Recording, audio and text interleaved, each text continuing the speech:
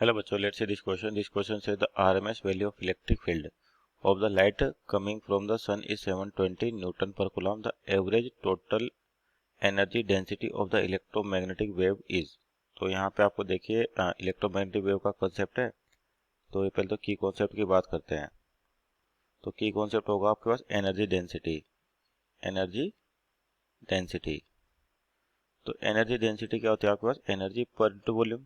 और किसके लिए? इलेक्ट्रोमैग्नेटिक वेव के लिए पूछ रखा है। तो आपके पास इलेक्ट्रोमैग्नेटिक वेव में क्या होता है? इलेक्ट्रिक फील्ड वेक्टर होता है और मैग्नेटिक फील्ड वेक्टर होता है। दोनों एक दूसरे के परपेंडिकुलर वाइब्रेट करते हैं और आपका डायरेक्शन ऑफ मोशन होता है इनके परपेंडिकुलर। तो एनर्जी डेंसिटी किसी भी इलेक्ट्रोमैग्नेटिक वेव की बात करें किस तरीके से होती है?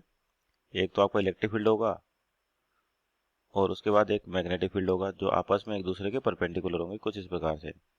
मानते इलेक्ट्रिक फील्ड और आपका मैग्नेटिक फील्ड इस तरह से प्रोपोगेट कर रहा है। तो ई वेक्टर और बी वेक्टर दोनों कैसे? परपेंडिकुलर। डायरेक्शन ऑफ प्रोपोगेशन इनके भी परपेंडिकुलर। तो यहाँ पर जो एनर्जी डेंसिटी होती है आपके पास, तो एनर्जी पॉइंट वॉल्यूम जिसको कहा जाता है, ये होती है आप एनर्जी डेंसिटी। क्या फॉर्मूला था एनर्जी डेंसिटी के लिए? Epsilon naught E. आपके पास जो एवरेज वैल्यू निकालनी है आपको, तो E R M S square. E R M S square. तो एनर्जी होती है डेंसिटी अपने पास जनरली बात करते हैं, यानी कि एनर्जी पॉइंट वॉल्यूम। तो ये होते हैं आपके पास half epsilon naught E square, जहाँ पे ई तो होता है आपके पास मैक्सिमम वैल्यू। तो आरएमएस वैल्यू और मैक्सिमम वैल्यू में क्या रिलेशन होता है आपके पास?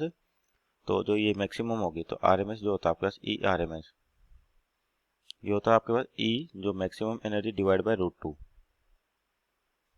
तो इसका मतलब यहाँ पे जो फॉर्मूले में इसको ई बाय √2 का स्क्वायर करेंगे तो ई बाय 2 का स्क्वायर हो जाएगा। इसका मतलब आपके पास ये फॉर्मूला आ जाएगा। तो यहाँ पर वैल्यूज रख देते हैं। एप्सिलॉन नॉट क्या होता है आपके पास? Permittivity, electrical permittivity free space.